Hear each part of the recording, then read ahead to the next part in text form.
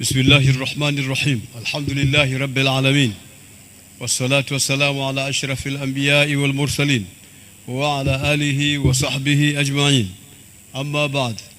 Mheshimiwa Waziri wetu mstaafu wa Jamhuri ya Muungano wa Tanzania Kassim Majaliwa, Mheshimiwa mkuu wetu wa mkoa Bwana Abubakar, Mheshimiwa mkuu wa mkoa wa Pwani, waheshimiwa mashekhe wote mliohudhuria, pamoja na vyombo vyote vya usalama, mabalozi, waalikwa wote mliopo, vyombo vya habari, kina baba na kina mama, assalamu alaikum wa rahmatullahi wa barakatuh.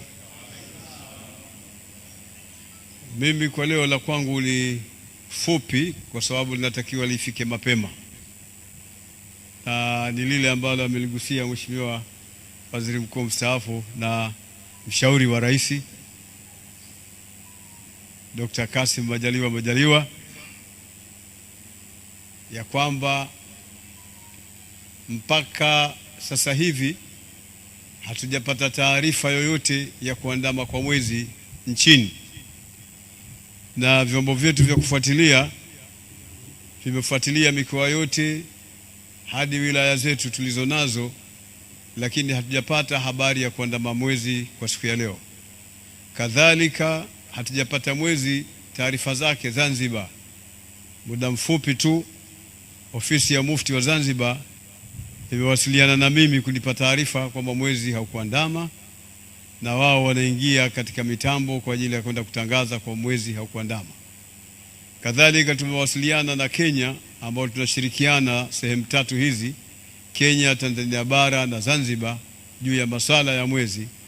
Wao hawakuona, na pia walitangaza mapema siku mbili kabla ya kwamba mwezi hauwezekani kuonekana kwa siku ya leo. Kwa hiyo tunatangaza kwa Waislamu wote Tanzania kwamba mwezi haukuonekana. Tunaendelea kukamilisha siku 30 kesho, na leo tarawehe inaendelea kama kawaida, na tunataraji biidhnillahi taala Mwenyezi Mungu atupe uhai mrefu na atupe siha kamil.